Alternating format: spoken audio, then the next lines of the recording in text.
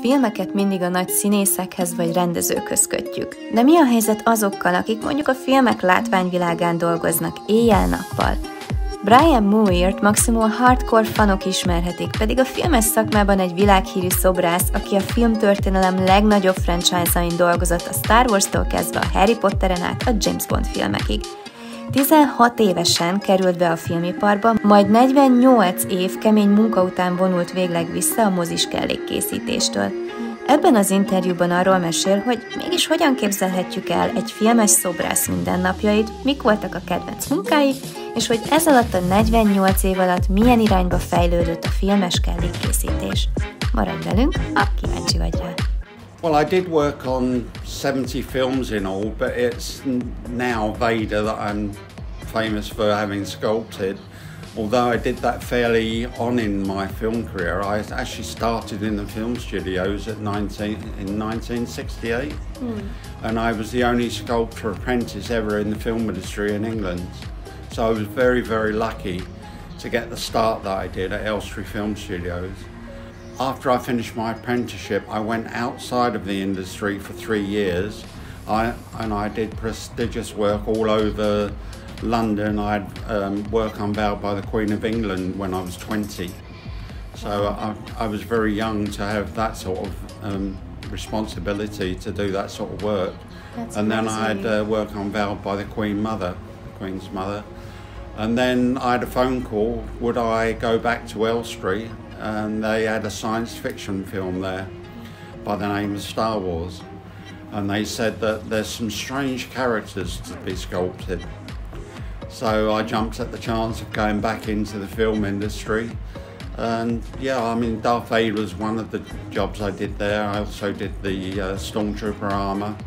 I did all the finishing work on C-3PO, the Death Star droid and ZZ-3. So I was really busy. And I spent nearly all my time there just up in the art department, sculpting furiously, trying to get everything done.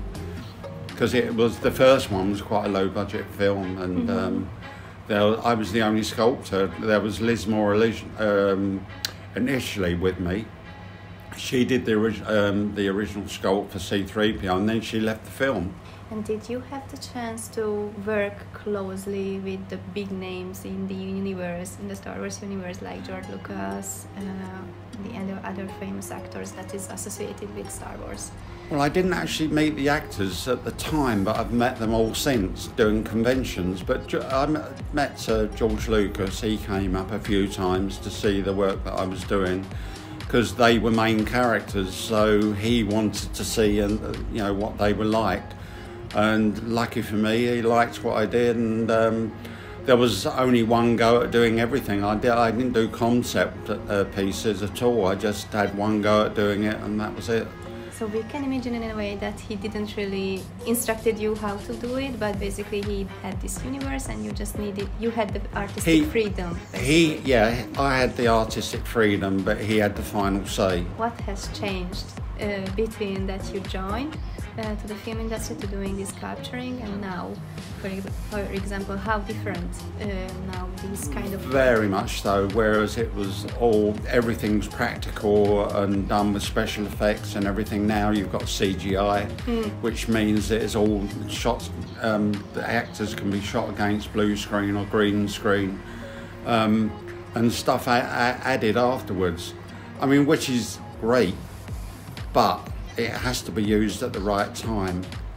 There are directors that get carried away with CGI and use it too much, and you lose a certain amount where the actors are handling props. They're working within sets and they get into what they're acting about. But you just stick them in front of a green screen with no props, and it loses something. And the other thing of 3D printing has been a big thing that's come in to replace sculptors in a way. And there are still sculptors in the film industry, but I'm glad I finished when I did. I mean, there are things like Thor 2 I worked on, and was doing all these big ornate panels and that for the throne room.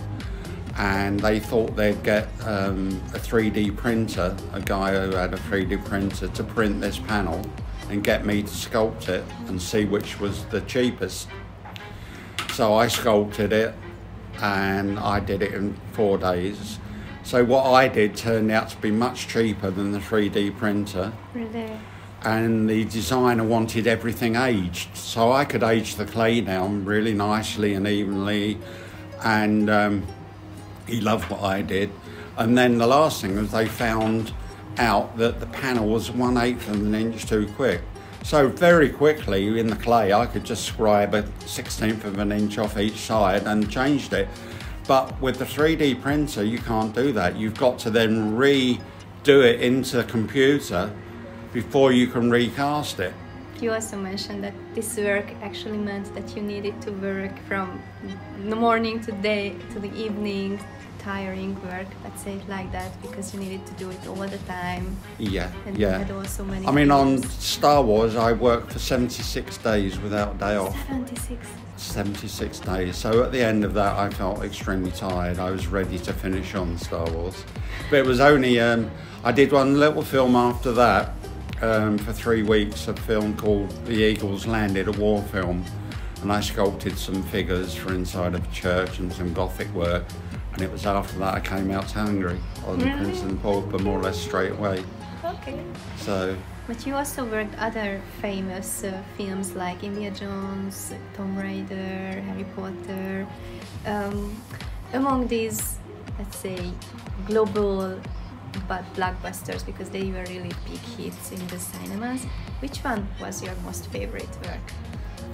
It's always hard to answer that one, and I do get asked it quite a lot, and I've thought about it, and I can never say what my favourite. I can say the films that I liked working on. The Temple of Doom, Raiders of the Lost Ark I worked on as well, and I did the snake in front of Harrison Ford. When they shot from the back of his head, it was a real snake behind a glass screen. But when they shot the other way, you couldn't have a glass screen, so I sculpted the snake, the cobra it was. I couldn't think of the name of the snake earlier, but it's a cobra, so it's the cobra that I sculpted. And then the Ark of the Covenant, I did a lot of the detailed work on the Ark, but it was Indiana Jones and Temple of Doom that I enjoyed the most because of the work on it. It was really, really nice. There are things like the 15-foot python that comes down out of the tree and comes onto the actress's shoulder. She was terrified of snakes and wouldn't have a snake with her, so I had to sculpt a 15-foot python, and it was painted really well, lifelike. And you see it coming down onto her shoulder, and she grabs it and throws it. Well, if you stop the frame, when it actually lands, you can see that it's lifeless, and you would never be able to pull a python out like she did. But yeah, so that was done. The things like the heart that's plucked out of the sacrifice in the temple. Have you seen the Temple of Doom? You have. So the sacrifice, and they pluck the heart, and the heart is in the hand, and you can see it pumping, the heart action. Boom, boom, boom. Wow. Well, they asked me to go and see a heart surgeon to talk about the heart before I sculpted it. So I went along to see this heart surgeon, and we were talking, and I said, what's the closest heart I can get to the human heart? So he initially said it's the primates, which I couldn't get a monkey's heart just like that. So eventually settled for a sheep's heart. So I used that to do the fatty tissue and that sort of thing. And then I had a plastic hospital heart to get where the veins come off and get everything right, but using the sheep's heart for getting the detail in. And as I was leaving the hospital, the surgeon said to me, I'm doing open heart surgery tomorrow, would you like to come and watch?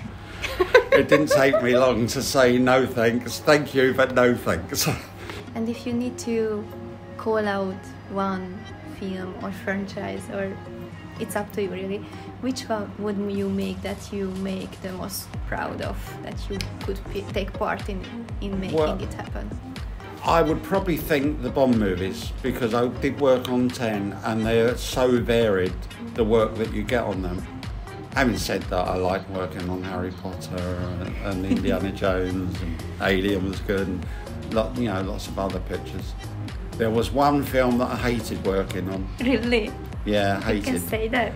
Yeah, I can say I don't care. It's Superman. It was terrible. They changed the script several times. They changed the designer 3 times, changed director, changed studios. They started in Bray in England, went to Italy, came back to Shepperton, which is where I worked on it for 6 months. Every piece of work I did was scrapped because the designers changing. No one, when a new designer comes, he didn't want the other person's work, so he wanted his work. So everything was scrapped, and then it moved from Shepperton to Pinewood, which is when I went back on it for a few months. But the work I did was not very enjoyable. So yeah, I'm telling you, I can tell you without a doubt the worst film I worked on, but it's hard to say the best because I worked on so many lovely films and did so much lovely work over 48 years. But now you are retired, you are not sculpting anymore, basically? No. You had enough? I've had enough. But still you are teaching and talking about it, so... Yeah. I'm sort of doing lectures in universities and do talks at conventions and chat to fans when they come to the table. So yeah, I'm enjoying, we're both enjoying that, Lindsay and myself. We travel. We've done them all together, so we've been all over the world to do it. Then thank you so much for this real-life interview. And I hope you enjoy your rest of the world traveling and everything that is upcoming for you. Thank you very much. And thank you for visiting us in Hungary. Oh, it's a pleasure. It really has been a pleasure.